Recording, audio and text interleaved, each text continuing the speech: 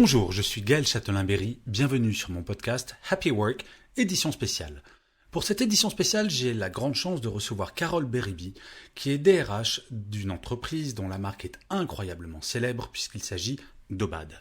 Durant cet épisode, nous allons parler du rôle des DRH pendant la crise actuelle, nous allons parler de jeunes générations, nous allons parler du bien-être au travail grâce à la qualité du management, à la qualité de la communication, et enfin nous allons parler des différences du bien-être en fonction des secteurs d'activité. Bref, il s'agit d'un entretien passionnant et j'espère que vous l'apprécierez autant que j'ai apprécié le faire. Bonne écoute. Bonjour Carole Beribi. Bonjour Gaël. Alors, merci beaucoup d'avoir accepté mon invitation. Alors, tout d'abord, une rapide présentation de mon invité, comme d'habitude. Alors, vous êtes diplômé de la Sorbonne et dès le début de votre carrière, ce qui est assez rare, en 1998, vous vous orientez directement vers les ressources humaines. Vous commencez en tant que consultante RH chez Hudson en 1998, puis vous prenez le poste de responsable recrutement et mobilité groupe chez SunGard Global Trading, je le dis à l'anglaise, en 2006. En 2008, dans la même entreprise, vous devenez responsable RH France et Espagne. En 2011, vous devenez responsable des ressources humaines et responsable de la communication interne chez iMedia, avant de changer totalement de secteur d'activité, puisqu'en 2013, vous arrivez à l'Institut Pasteur en tant que responsable du département proximité, ce qui est, si j'ai bien compris, l'équivalent de 8 responsables des ressources humaines avec un périmètre de 2500 personnes. Et très honnêtement, il faut croire que vous aimez les changements radicaux de secteur d'activité puisqu'en 2018, vous devenez directrice des ressources humaines de la très célèbre marque Obad. Alors traditionnellement, je commence cette interview par une question plutôt personnelle qui est: que représente pour vous votre activité professionnelle ? Alors, c'est forcément une question très très intéressante et particulièrement pertinente au regard du bien-être au travail, je dois le dire. Ça représente énormément pour moi. C'est-à-dire que pour reprendre un tout petit peu la chouette présentation que vous avez faite de moi, les ressources humaines, c'était pas mon orientation de départ. C'est-à-dire que je souhaitais être commissaire-priseur et après une courte expérience, finalement, je me suis réorientée et c'est par pur hasard que je me suis retrouvée dans les ressources humaines. Et pourquoi je vous dis ça ? Parce que ça a été une vraie rencontre et je suis tombée en total amour de ce secteur d'activité, de cette profession. Et c'est pour ça qu'aujourd'hui, ça représente énormément pour moi. Et le temps passé au travail, alors presque paradoxalement par rapport à l'équilibre vie privée, vie professionnelle qui rentre dans le domaine évidemment du bien-être au travail, moi aujourd'hui, je suis une vraie workaholic. Donc, mon bien-être à moi, c'est d'avoir et d'être nourrie intellectuellement par mon travail et de pouvoir mener toutes mes actions au quotidien dans mes fonctions. Et comme j'ai la chance de ne pas dormir énormément, j'arrive à concilier aussi un petit peu ma vie privée. Et voilà, donc ça représente beaucoup pour répondre à votre question. Et j'imagine que la période actuelle n'a fait qu'augmenter, parce que je vois beaucoup de RH qui sont pas limite burn-out, mais je connais des DRH qui, du fait de cette période, sont vraiment très limites en termes de bien-être parce qu'ils travaillent trop. Est-ce que cette période, pour vous, ça a été une explosion en termes d'activité ? Parce que vous avez été très centraux, les RH, je pense. Absolument. Et je trouve d'ailleurs qu'on n'a pas été assez bienveillant avec les DRH. Je trouve qu'on ne les a pas plaints assez finalement. Donc, plus sérieusement, c'est vrai, je trouve qu'on en a très peu entendu parler. Je n'ai jamais autant travaillé de ma vie, moi qui adore travailler et qui travaille beaucoup. C'est une période où effectivement, j'ai énormément travaillé. Après, moi, j'ai eu la chance en tout cas de le vivre de manière incroyable. Je l'ai vécu comme une aventure, moi, cette période Covid. J'ai eu la chance de travailler en binôme avec mon directeur général et le binôme a super bien fonctionné. Donc, ça signifie évidemment un travail gigantesque. J'ai eu la chance d'être particulièrement bien aidée de mon équipe aussi. On a formé une équipe incroyable. En tout cas, moi, c'est ce qui m'a aidée. C'est ce qui m'a aidée, c'est ce lien que j'ai pu avoir au quotidien, à la fois avec mon directeur général et à la fois avec mon équipe, qui a fait que on s'est sorti de toute cette histoire. Obad s'est sorti de toute cette histoire, on va dire, plutôt la tête haute, même si le marché est difficile. Donc, je dois dire que j'ai peut-être été chanceuse dans l'histoire, mais non, ça s'est bien passé. Évidemment, un travail incroyable, mais un travail incroyable. Vous savez, Carole, je vais vous faire plaisir parce que j'ai écrit un article pour un site internet que j'aime beaucoup qui s'appelle myrhline.com. Si vous ne Oui, connaissez pas, je vous engage à aller le voir. Et l'article s'appelait Les DRH, dans le sens direction des ressources humaines, les héros du corona. Parce que je pense qu'effectivement, on vous a un peu oublié dans les remerciements, parce que vous, pas en tant que Carole Bérébi, mais oui, les RH en général, en vous êtes général. vraiment les héros. Et on pensait en septembre que vous pourriez prendre un peu de vacances. Pas de bol, ça continue. Absolument. Alors, pour changer de sujet, est-ce que vous pensez, avec l'expérience que vous avez, que la perception que les salariés ont de leur travail ont évolué depuis votre début de carrière? Ah oui, définitivement oui. La notion de travail, le sens même du travail, je pense, en tout cas, a littéralement été transformé même. Et je dois dire que c'est même particulièrement agréable parce que ça bouscule un petit peu les quadras ou les quinquas que nous sommes, sans faire un peu vieille chouette, mais je pense vraiment qu'on a aussi beaucoup à apprendre de la nouvelle génération qui arrive et qui effectivement a une position sur l'équilibre vie privée, vie professionnelle beaucoup plus importante que cela n'était pour nous, pour moi en tout cas. Je pense que cette vision a changé effectivement et ça se voit dès le recrutement. Dès le recrutement, les questions ne sont plus les mêmes. On parle aujourd'hui de congés, de télétravail, de temps de transport, autant de questions qu'on ne s'autorisait même pas à poser à l'époque. Donc je dirais que oui, ça s'est beaucoup transformé. La jeune génération arrive avec effectivement une idée intéressante et importante de l'équilibre qu'il doit y avoir entre la vie professionnelle et leur vie privée. Et je trouve que ça peut apporter beaucoup et faire évoluer quand même pas mal de choses en interne, en entreprise. Parce qu'en tout cas, je pense que moi, en tant que DRH, je pense vraiment qu'il ne faut pas combattre ça, en tout cas. C'est une donnée à intégrer. Et comme toute donnée à intégrer, du coup, il faut travailler dessus et voir comment on peut, je dirais que toute la question devrait être comment on peut intégrer effectivement cette transformation et cette façon nouvelle de voir les choses par la nouvelle génération qui arrive et comment l'allier à la performance de l'entreprise.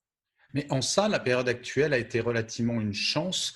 Parce que je parlais ce matin et je disais quelque chose à une entreprise qu'il faut voir la période que nous vivons actuellement, non pas comme une transition avant de revenir au monde d'avant, mais plutôt une transition qui prépare le monde d'après, qui finalement n'est qu'un révélateur de quelque chose qui existait déjà avant le confinement. Les gens voulaient plutôt du télétravail, voulaient un équilibre, comme vous le disiez, entre la vie privée et la vie professionnelle. Et là, on n'a pas le choix.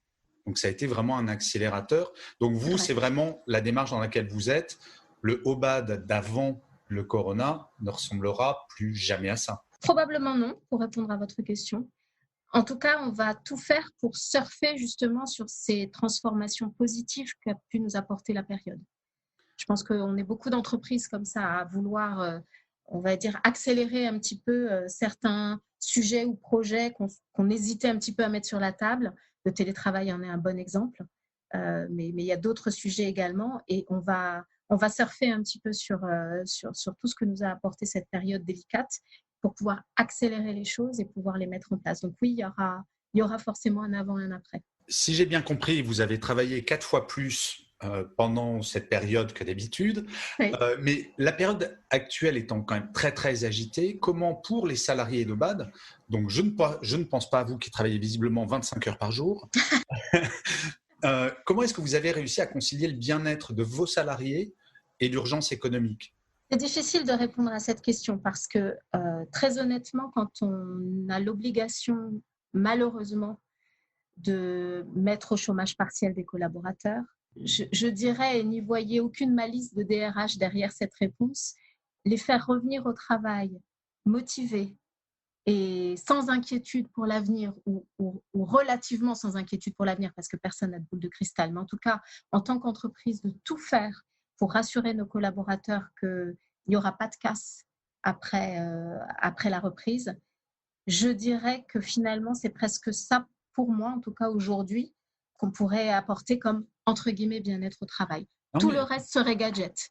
je pense que mettez pas de guillemets parce que bien souvent les entreprises ont oublié une chose fondamentale, c'est à quel point il suffit d'ouvrir n'importe quel journal ou n'importe quelle télévision, un salarié, la période est extrêmement anxiogène, Oui, donc jouer ce rôle d'information et un peu de contre-pied par rapport à ce qu'un salarié peut entendre à la télévision, c'est effectivement du bien-être. Le premier, c'est vraiment la pyramide de Maslow. Premier niveau, exactement.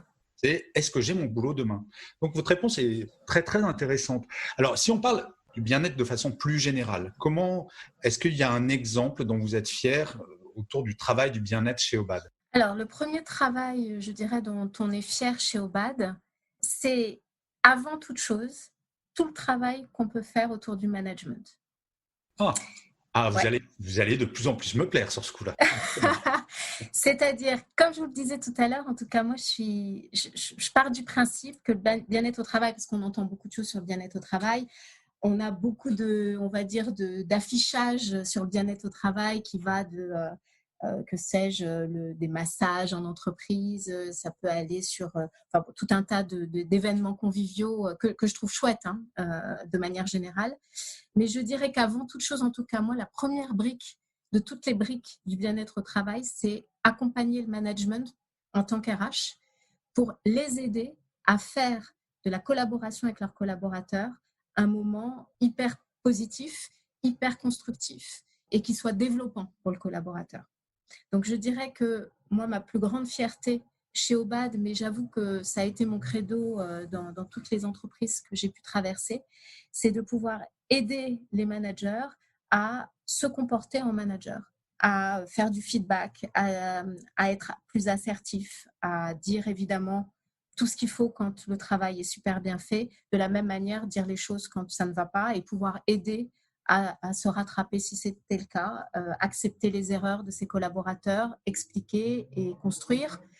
Je pense qu'en tout cas, oui, c'est ce que je vous disais tout à l'heure, la première brique de bien-être au travail, c'est de travailler sur le management et que le management, les managers, puissent faire en sorte que les collaborateurs se sentent bien dans leur poste. Vous savez, depuis que je fais des interviews, c'est la première fois que quelqu'un me fait cette réponse et je suis profondément convaincu que tant qu'on n'a pas attaqué cette brique, effectivement, on peut faire tout ce qu'on veut si on a des managers qui sont toxiques ou qui font Absolument. mal, parce qu'il y a le manager toxique, mais aussi celui qui fait mal. C'est difficile d'avancer. Mais alors, comment est-ce que vous avez géré justement pour les managers qui ont dû, pour beaucoup, découvrir le management à distance? Et on ne les a pas lâchés, en fait. Toute la clé, je pense, c'est pour moi le mot-clé de cette période un petit peu difficile, ça a été la communication. La communication envers nos collaborateurs qui étaient donc en chômage partiel, donc à distance et ne pouvant pas travailler. On a pris le parti en tout cas de maintenir le lien et ça a été très bien accepté. C'est-à-dire que même si on utilisait des moyens personnels pour communiquer avec eux, on a eu, voilà, tous nos collaborateurs, collaboratrices, très très féminins chez Obad, ont accepté de jouer le jeu de la communication à distance pendant toute la durée du confinement. Et ce qui fait qu'on les a préparés au retour aussi. Et on a eu des équipes hyper motivées qui revenaient. Donc la communication régulière, pour vous donner un peu plus de détails, on avait à cœur avec donc Philippe Bernot, notre directeur général, de faire 2 communications au moins par semaine, une communication DG, une communication DRH, pour parler de ce qui se passait, en tout cas dans l'entreprise ou dans le groupe, côté RH pour expliquer toutes les étapes administratives ou du chômage partiel ou pour parler de tout un tas d'autres sujets plus RH pendant cette période. Et en parallèle, avec mon équipe, on n'a pas lâché les managers. On les avait, je parle notamment spécifiquement les managers du siège, on les avait allés tous les 2 jours au moins en visio ou au téléphone pour les aider dans toutes leurs problématiques qu'ils pouvaient rencontrer. Parce que tout le sujet aussi, j'ai beaucoup parlé des personnes qui étaient à distance et au chômage partiel, mais évidemment, on avait un certain nombre de personnes qui travaillaient, qui avaient, je dirais, presque le courage de travailler. On a notamment nos équipes logistiques qui ont assuré tout le suivi des commandes de notre site Internet et qui venaient tous les jours sur notre site du côté de Saint-Savin, et également nos collaborateurs du siège qui ont continué de travailler à distance, qui n'ont rien lâché. Donc, toute cette communication-là, elle a été très, très importante et je dois dire que c'est ce qui a probablement fait qu'on a tenu, en fait. On a tenu. Et tout le monde a joué le jeu de la communication. Et pour revenir à votre question, pour moi, le bien-être, ça passe déjà et en premier lieu par ça. Évidemment, après, on va parler de tout un tas de choses qu'on pourrait rajouter, mais je dirais qu'en tout cas, en période de crise, pour moi, c'est le numéro un de toutes les clés du bien-être au travail. Mais en fait, on en revient souvent aux fondamentaux et aux basiques. Et c'est vrai que dans la vie personnelle comme dans la vie professionnelle, on dit que la bonne communication, c'est quand même source, si ce n'est de bonheur, à minima de bien-être. Ouais. Vous le confirmez, donc c'est plutôt assez rassurant. On n'a pas besoin, et ça ne demande pas, vous allez peut-être l'infirmer, mais ça ne demande pas des moyens financiers énormes pour mettre ce genre Non. de politique. Bah, c'est Faut super. aimer ça. Faut aimer ça en revanche. Bien Faut sûr. aimer ça. Alors, Faut aimer communiquer et essayer de transmettre et de rassurer. j'ai tout de même une question qui me chatouille un petit peu au regard de votre parcours et Oui. j'espère que vous aurez une réponse. Parce que vous êtes passé quand même de secteurs d'activité incroyablement variés dans des positions RH. Donc, vous avez un regard sur les RH entre l'Institut Pasteur et Aubade. Vous me l'accorderez, il y a un petit écart en termes d'activité. Absolument. Mais est-ce qu'il y a des différences fondamentales entre la gestion du bien-être, vraiment spécifiquement du bien-être, même des salariés, en fonction des activités des entreprises, où finalement, ce que vous dites là peut s'appliquer à toutes les entreprises? Je pense que ça peut s'appliquer à toutes les entreprises. Peut-être que la seule nuance que j'apporterais quand même, c'est que à l'Institut Pasteur, c'est donc une fondation à but non lucratif. Et je dirais que peut-être contrairement aux autres entreprises que j'ai pu faire, qui étaient donc des entreprises de secteur marchand, qui doivent générer un chiffre d'affaires, je dirais quand même qu'évidemment, à l'Institut Pasteur, j'avais cette dimension passion, non pas désintéressée, parce que c'est un milieu où évidemment l'argent a son importance, mais il n'a pas la même finalité. Et je dirais que le sens, évidemment, des salariés, tout va se jouer sur le sens. J'en ai pas parlé tout à l'heure. Pour moi, quand un collaborateur a du sens dans son travail, évidemment, le bien-être arrive, en tout cas un peu plus que d'autres qui en auraient moins. À l'Institut Pasteur, je dois reconnaître que ce sens-là, qui est universel, la recherche médicale, il y avait des chercheurs d'une telle passion que je dois dire que là, j'ai pu voir effectivement quand même en tant qu'RH ce que ça pouvait être que le bien-être au travail, parce que pour le coup, les chercheurs et puis travaillaient 24/24 quasiment et 7 jours sur 7 par passion, par conviction. Et c'est vrai que voilà, j'ai peut-être vu une toute petite nuance dans ce type d'entreprise. Mais globalement, quand même, ce qui pour moi est le fil conducteur quand même du bien-être au travail, c'est probablement, oui, la passion qu'on met dans son métier. Et je vous le disais tout à l'heure, le fait d'être bien quand on arrive à son poste de travail. Et d'être bien à son poste de travail, ça passe en numéro un par l'accompagnement du management, le management en règle générale, la communication qu'on peut y trouver, sans faire de schéma idéaliste. Hein. Évidemment, la mariée n'est pas toujours belle selon les endroits. J'en ai conscience. En tout cas, je pense qu'en tant qu'RH, quand on a compris ça, je pense que nos actions déjà sur le bien-être au travail sont beaucoup plus impactantes. Après, tout ce qu'on y rajoute, tout ce qu'on peut ajouter dans voilà, les événements festifs, je vous disais tout à l'heure, toutes ces magnifiques actions qu'on peut rajouter quand on a un peu de budget dans une entreprise, pour moi, ça se rajoute, c'est la cerise sur le gâteau. Il faut déjà avoir de bonnes fondations. Absolument, c'est la clé. Et c'est vrai que le sens, on n'en avait pas parlé avant, mais c'est vrai que c'est plus simple dans l'absolu, a priori, je dis bien. Quand on est à l'Institut Pasteur, j'ai beaucoup travaillé avec l'Établissement français du sang aussi, il y a ce même genre. D'ailleurs, je fais une petite parenthèse pour les personnes qui écoutent. L'Établissement français du sang a besoin de beaucoup de sang en ce moment, donc allez donner votre sang. Donc je ferme la parenthèse, mais c'était important. C'est vrai que le sens dans certaines entreprises semble plus simple, mais il y a aussi la fierté d'appartenir à une entreprise, la fierté de la marque. Dieu sait si vous travaillez pour une belle marque que tout le monde connaît et ce sentiment de fierté doit exister. Donc, ça fait quand même un terrain. Absolument. Pas plus simple, mais en tout cas, vous jouez avec des leviers on est sur l'émotionnel et le lien à l'entreprise. Et je vais finir sur une question qui est pas étrange, mais ça va vous positionner en tant que gourou, d'une certaine manière. Oula, dangereux. En fait, si vous deviez donner un seul conseil à un dirigeant, un manager ou à un salarié d'entreprise, quel serait ce conseil? Je dirais avant toute chose, être attentif peut-être. Être attentif et ne jamais lâcher la communication. Pour moi, ce sont vraiment les deux éléments clés. Eh bien, écoutez, Carole, mille merci pour cet entretien absolument passionnant. Vous nous avez permis de de revenir sur des fondamentaux qu'il est bon de rappeler et que c'est bien de mettre un baby-foot, mais c'est mieux de faire des fondations. Donc, encore une fois, mille merci d'avoir accepté cette invitation. Je vous souhaite Merci à vous. très bonne continuation. Au revoir, Carole. Merci beaucoup, Gaëlle. Au revoir.